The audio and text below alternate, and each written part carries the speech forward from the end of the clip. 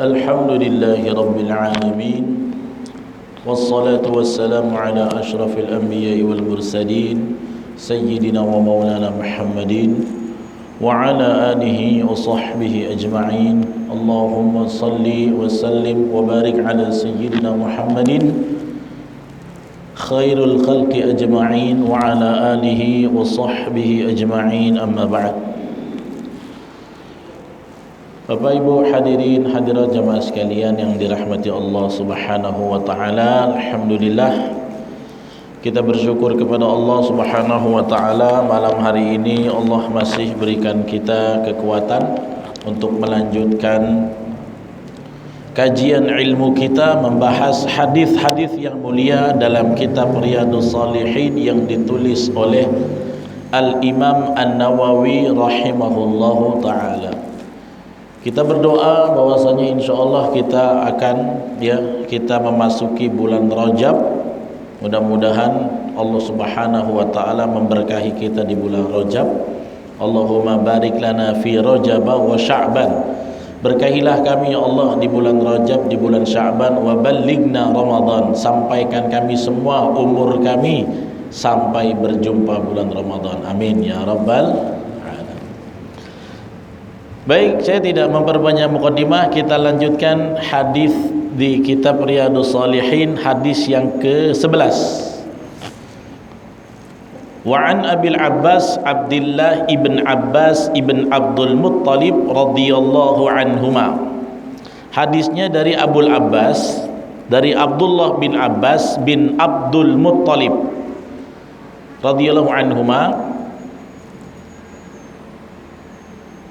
meriwayatkan dari Nabi sallallahu alaihi wasallam fima yarwi an rabbih tabaraka wa taala, ketika Nabi menyampaikan firman dari Allah Subhanahu wa taala. Jadi firman Allah yang tidak terkutip dalam Quran, namanya hadis qudsi, ya, hadis qudsi. Dari mana biasanya hadis qudsi itu?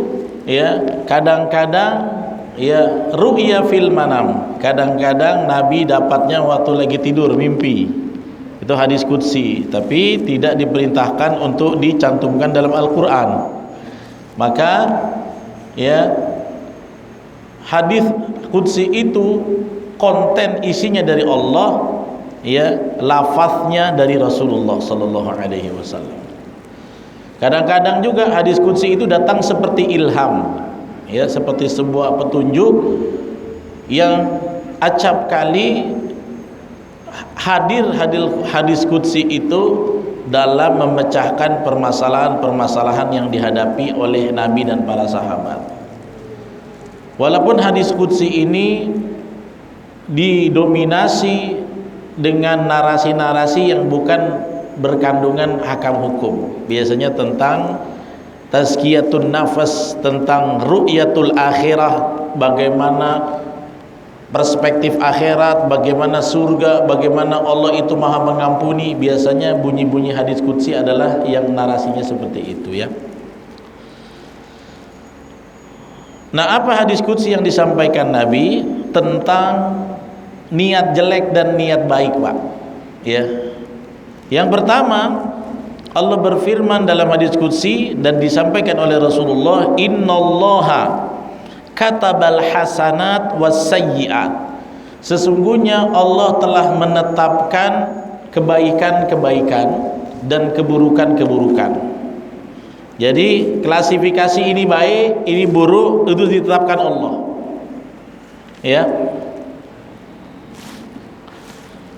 Tsumma bayyana dzalik. Allah tetapkan kebaikan-kebaikan, Allah tetapkan keburukan-keburukan, kemudian Allah sudah terangkan yang demikian itu. Yang baik-baik lakukan, yang buruk-buruk jangan kau buat. Makanya dalam hadis yang lain, innal halala bayyinun wa innal harama bayyinun. Yang namanya haram udah jelas, yang namanya halal udah jelas, yang namanya haram udah jelas. Dan di antara halal dan haram ada tengah-tengah, namanya mutasyabihat, sesuatu yang syubhat, abu-abu. Tapi tetap syubhat ini nanti ujung-ujungnya dihitung, dan syubhat ini lebih condong kepada yang haram. Ya, faman waqa'a fi syubhat waqa'a fil haram. Barang siapa yang dia kecemplung ke perkara yang syubhat, lebih cenderung dia akan kecemplung dalam keharaman. Ya, sesuatu syubhat itu yang ada sesuatu yang enggak jelasnya, itu syubhat namanya. Tapi dalam hadis ini Nabi mengatakan Allah telah menetapkan kebaikan, keburukan, dan Allah telah jelaskan. Lalu Nabi mengatakan faman hamma bihasanatin, ya, maka barang siapa yang berniat, hamma itu baru niat, belum realisasi.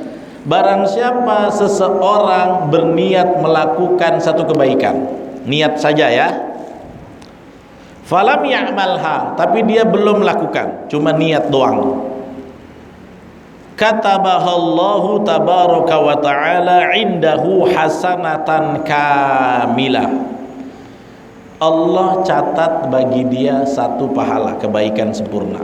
Barang siapa niat kebaikan. Nah ini ya, ini tentang niat baik dan niat buruk. Misalnya Bapak niat, saya habis sholat isya, habis kajian sholat isya, saya mau masukkan infak 10.000. Bapak belum keluarin uang, belum taruh di infak, baru niat saja, katabahallahu hasanatan kamilah, ditulis satu pahala, padahal belum direalisasikan. Enak kan? Niat gratis, dapat pahala. Itulah baiknya Allah, ya.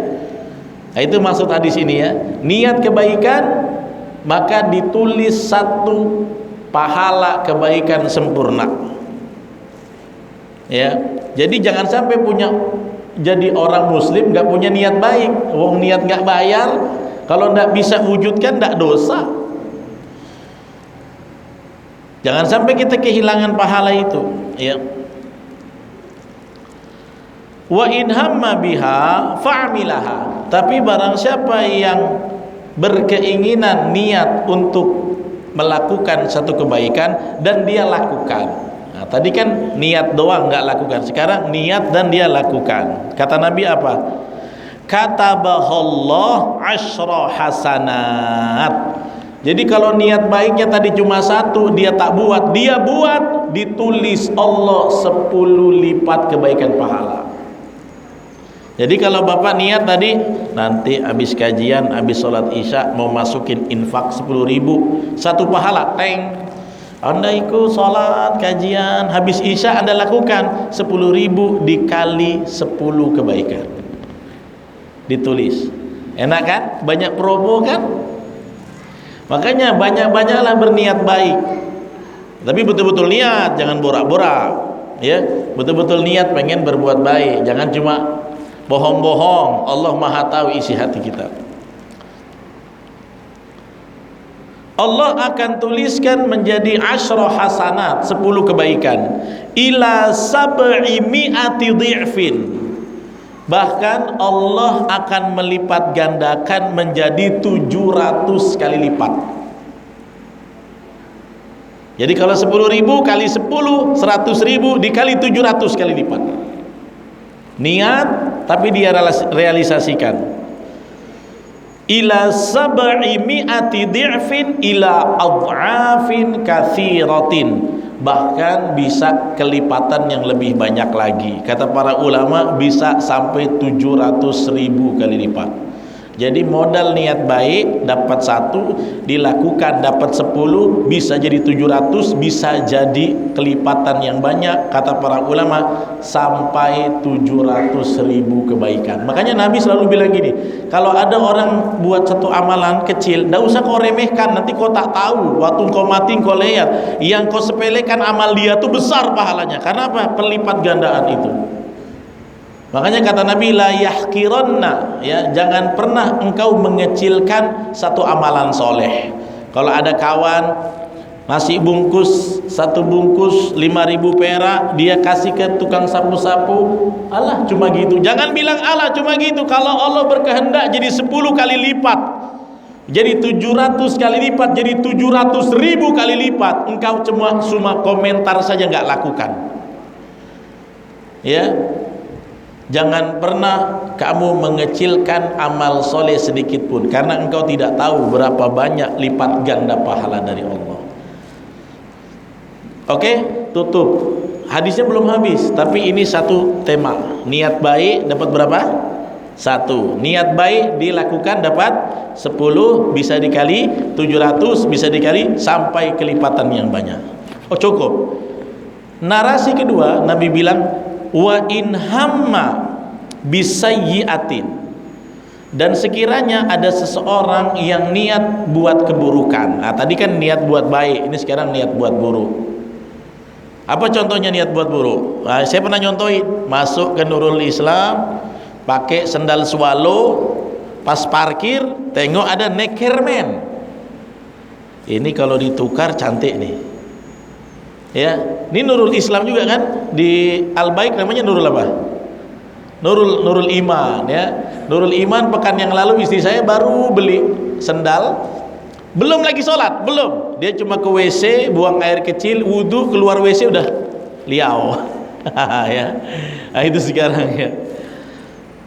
Dan kadang-kadang nggak mungkin itu orang, saya mau lihatlah mana sendal yang bagus, enggak kan? Dia tiba-tiba aja, atau memang dia sudah sindikat, setiap orang pas sholat dia ngambil. Ada itu, ya. Makanya saya punya jurus khusus sebenarnya, nanti saya bisa sharing untuk supaya mempertahankan sendal nggak hilang. Diajarin bapak saya, ya. Nah, kalau ada orang yang niat melakukan keburukan, falam ya'malha, tapi dia belum melakukan, cuma niat buruk saja, katabahallahu ta'ala indahu hasanatan kamilatan, maka ditulis di sisi Allah satu pahala kebaikan. Niat buruk. Jadi niat buruk dan niat baik sama-sama dapat pahala. Nah, makanya waktu itu sahabat pernah nanya, ya Rasulullah, kenapa orang yang niat buruk nggak melakukan dia dapat pahala? Enak kali, jangan kau sangka enak. Dia bisa berhenti sampai niat nggak melakukannya, itu ada perang batin. Misalnya Anda tiba-tiba lagi kerja bisnis, ada uang orang, bisa dimanipulasi, ada peluang. Ini enak juga nih kalau di markup nih, nggak ketahuan ini, ya. Dikadal-kadali bisa nih, niat. Kemudian perasaan kita berperang, ambil tidak, kejaksaan, BKPK, gitu kan. Takut butuh, wah perang nih ya. Antara kebutuhan, keinginan, hasrat, ketakwaan berperang di situ. Akhirnya apa? Dia cuma hentikan sampai niat, dia tidak lakukan korupsi itu. Kemudian Allah kasih dia pahala. Wajar gak? Wajar. Kenapa? Karena dia telah membatalkan niat buruknya. Makanya Allah kasih satu pahala. Enak betul jadi orang Islam kan? Niat buruk aja dapat pahala. Coba. Anda tadi pasti ngiranya niat buruk dapat satu dosa, gitu kan? Anda kira pasti gitu kan? Nah, rupanya dalam hadis enggak. Berniat baik dapat pahala. Kalau diamalkan, dilakukan kali 10 700, berniat buruk enggak lakukan dapat satu pahala. Kenapa? Karena dia bisa menggagalkan niat buruknya. Allah kasih apresiasi satu pahala. Belum habis di situ. Ya. Wa in hamma bisayyi'atin, ya, oh tadi ya, wa in hamma biha fa'amilaha. Adapun kalau sekiranya seseorang itu niat melakukan keburukan dan dia melakukan keburukan itu, katabahallahu sayyi'atan wahidah, Allah tulis dia dengan satu dosa kesalahan saja. Jadi kalau dia niat buruk kemudian dia lakukan, cuma ditulis satu kesalahan dosa, nggak ditulis jadi 710 kali lipat. Inilah salah satu, kata para ulama, sifat Rahman dan Rahimnya Allah untuk menolong manusia. Ini bentuk kasih sayang Allah sama manusia. Kenapa? Kalau kamu buat kebaikan, aku apresiasi lebih. Aku kasih banyak. Bahkan dalam hadis ini ada pahala yang tak terhingga. Para ulama macam-macam nafsirnya. Ada kata-kata ila ad'afin katsiratin. Itu nggak bisa dibatasin itu. Sampai lipat ganda yang tak terduga lagi. Tergantung kekuatan ketulusan ikhlasnya. Dan saking sayangnya Allah sama manusia, kalau kau niat buruk, kau tak buat, kau kasih kau pahala apresiasi karena kau berhasil melawan buruknya niat itu. Tapi kalau kau melakukan, ku hukum satu aja ku hukum. Satu kesalahan satu aja, gak dilipat gandakan. Kenapa? Karena Allah sayang sama kita. Giliran yang baik ku kasih ngejor, giliran yang buruk paling minimal. Makanya jangan sampai ada kata-kata di mulut kita, kenapa Allah zalim? Gak pernah Allah zalim. Wa mallahu bidzallamin lil abid. Allah itu tidak pernah sedikit pun zalim sama hambanya. Hamba itu walakin anfusahum yadlimun. Hamba suka mendolimi diri sendiri dengan dosa-dosa. Jadi kalau dia dihukum, itu bukan Allah yang jahat, karena kamu yang ngeyel. Udah dikasih begini banyak kebaikan-kebaikan, masih nggak mau juga. Masya Allah ya. Hadis ini diriwayatkan Al-Imam Syaikhain, yaitu Imam Bukhari dan Imam Muslim ya. Nah inilah konsep dalam Islam tentang niat. Tadi malam saya dapat WA dari seorang jamaah ya, galau tuh sampai jam 11 malam. Ustadz, kalau ada orang, ada bisikan misalnya ngelihat kawannya atau temannya atau tetangganya kerjanya rendah, penghasilannya rendah, tiba-tiba terbersit dalam hati saya, kamu kok rendah kali. Tapi kamu sudah bilang belum? Saya tanya. Belum, cuma terbersit. Apakah saya berdosa Ustaz? Saya bilang hadisnya nggak bakal dosa. Saya pernah niat pengen merendahkan orang lain katanya, cuma baru mampir di hati saja. Awak sudah ucap belum? Belum saya ucap. Nggak ada dosa. Masa gitu? Iya saya bilang. Dari mana hadis ini? Wa in hamma bisayyi'atin falam ya'malha. Dia pengen niat keburukan tapi dia nggak lakukan. Akhirnya apa? Katabahallahu hasanatan kamilah. Allah tulis satu kebaikan. Jadi jangan takut Pak. Betul-betul hati kita itu liar. Makanya hati itu namanya qalbun. Ya, qalbun itu artinya apa? Bolak-balik. Ya, qallaba yuqallibu itu artinya bolak-balik. Makanya ada di surat Al-Kahfi ya, ada kata yuqallibun, bolak-balik itu ashabul kahfi tidurnya betul-betul tidur, nggak kayak orang mati karena dia bolak-balik 300 tahun itu. Bolak-balik kayak betul-betul orang tidur cuma 300 tahun. Itu laparnya macam mana waktu bangun ya. Kadang-kadang kita kalau tidur seharian aja bangun-bangun kayak orang habis nyangkul 1 hektar ya. Bagaimana 300 tahun tuh. Makanya waktu ashabul kahfi bangun, anak-anak muda ini yang menjaga akidahnya, dia langsung bilang cari makanlah, ini ada uang kan.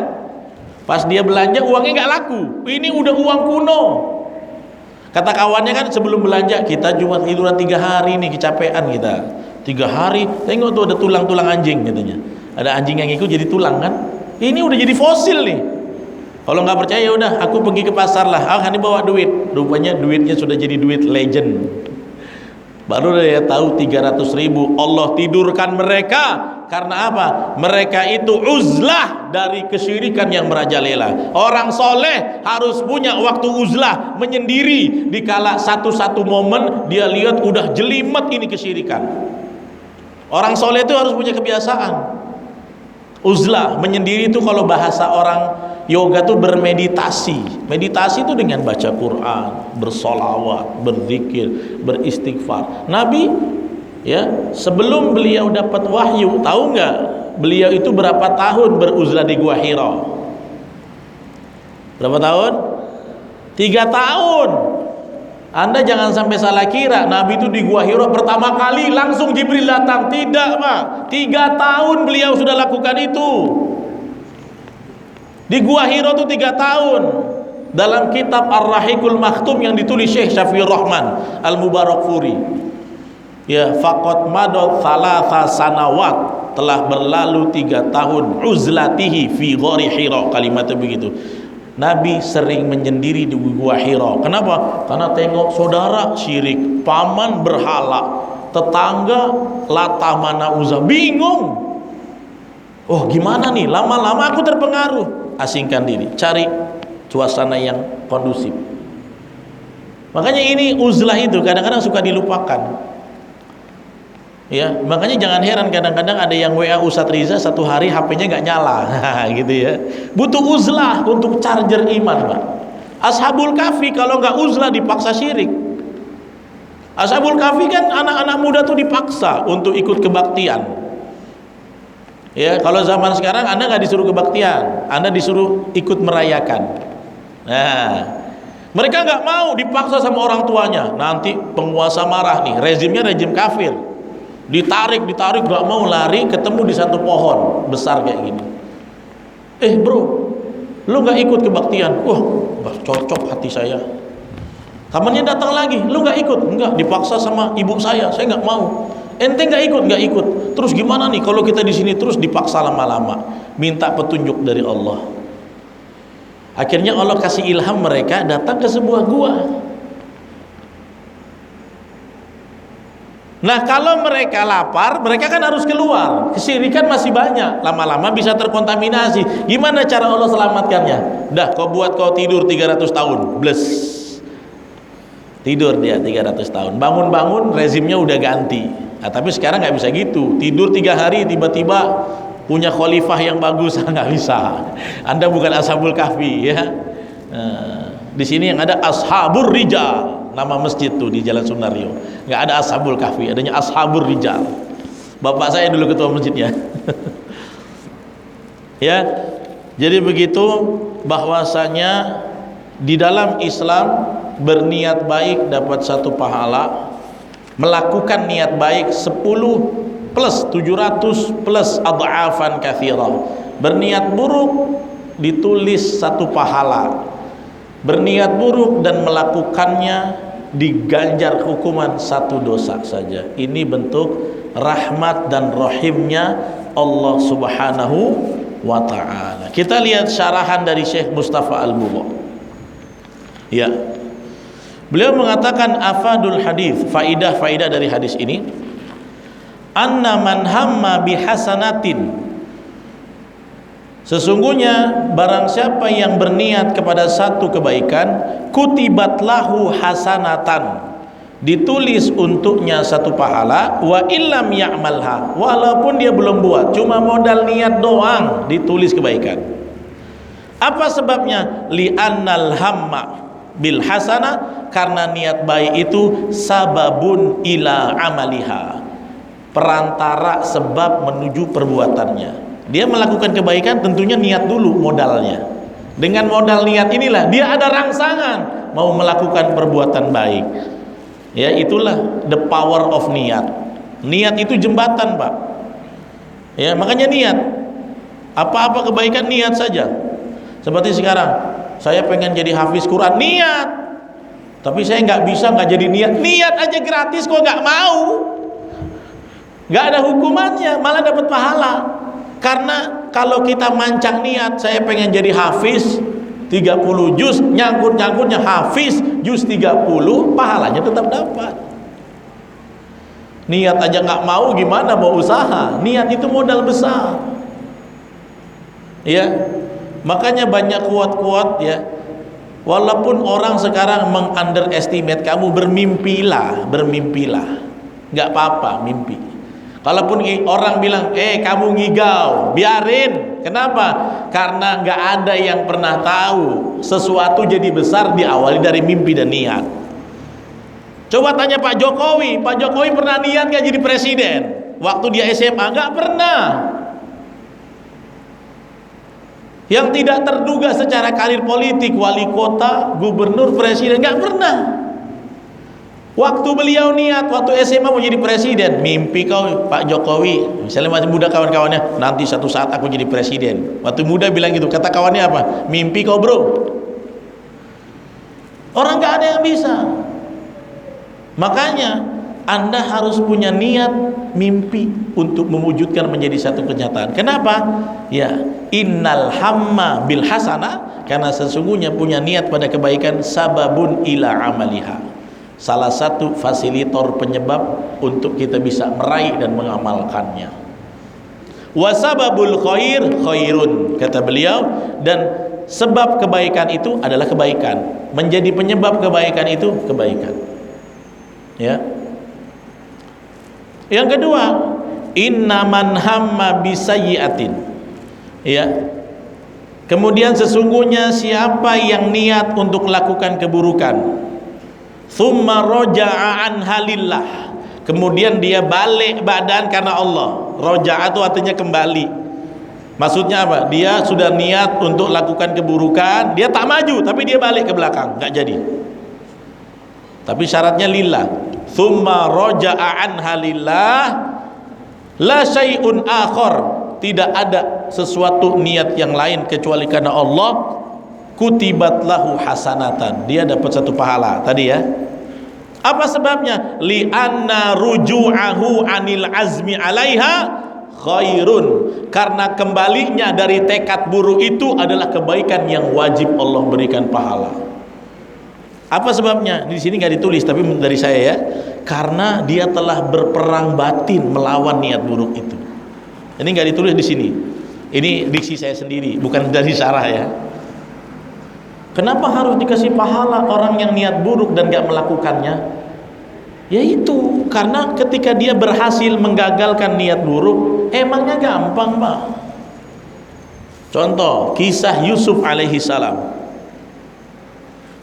Ketika Imra'atul Aziz, ya, Imra'atul Aziz yang banyak dikenal kita Zulaikha, walaupun min ayyi riwayah la adri, nama Zulaikha itu dulu kata Profesor Dr. Ali Mustafa Ya'qub, penisbatan nama Zulaikha itu nggak ada dalam hadis palsu sekalipun. Bukan kata saya, almarhum Profesor Dr. Ali Mustafa Ya'qub ini ahli hadis Indonesia beneran.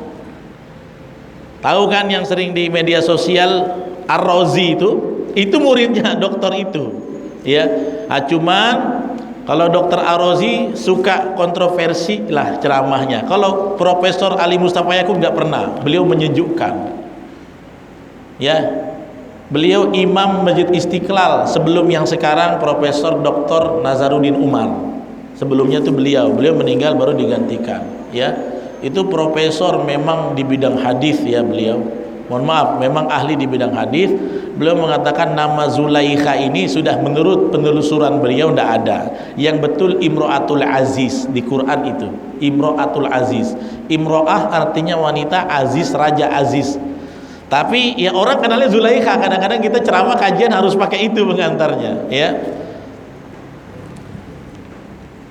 Ketika yang dikatakan Zulaikha ini ngajak untuk berzina, kan sudah dikondisikan sama dia 7 lapis pintu dijagain.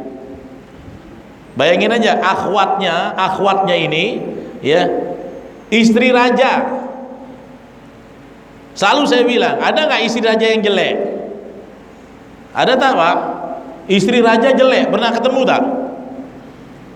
Raja ada, raja katarak, nggak bisa nengok. Tapi kalau raja, walaupun tampang raja gimana, pasti istrinya permaisuri, Miss Universe yang paling cantik di situ. Punya kedudukan, punya kecantikan, punya harta, tinggal gaskan aja Nabi Yusuf tuh.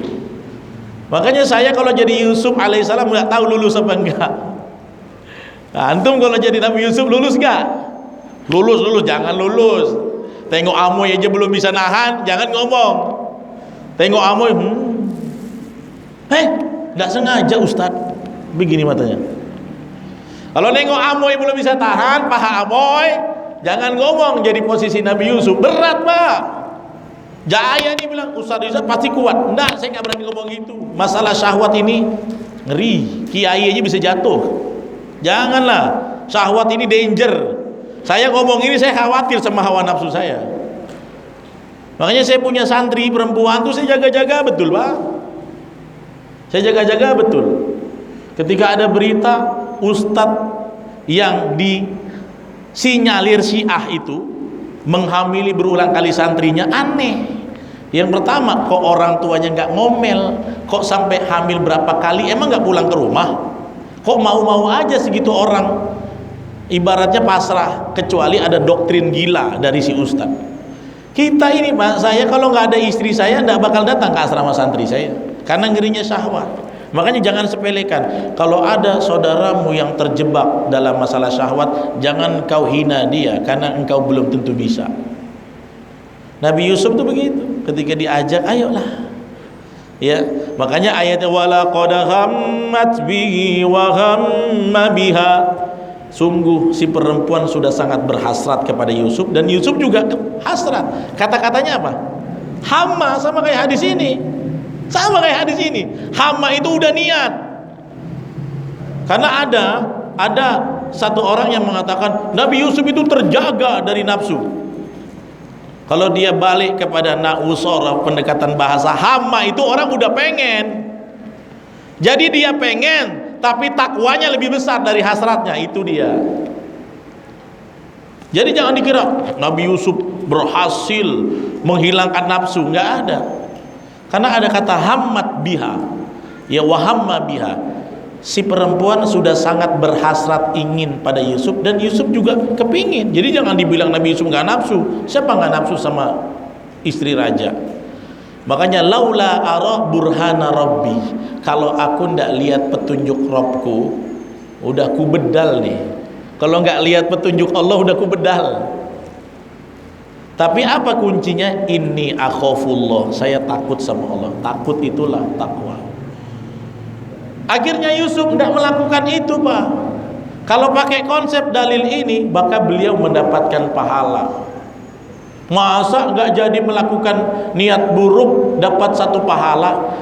Lihat kan bagaimana Yusuf berperang batin melawan nafsunya yang menggejolak itu. Makanya sangat pantas kalau Allah berikan satu pahala buat orang yang menggagalkan niat buruk. Karena apa? Melawannya aja udah berat. Berat melawannya.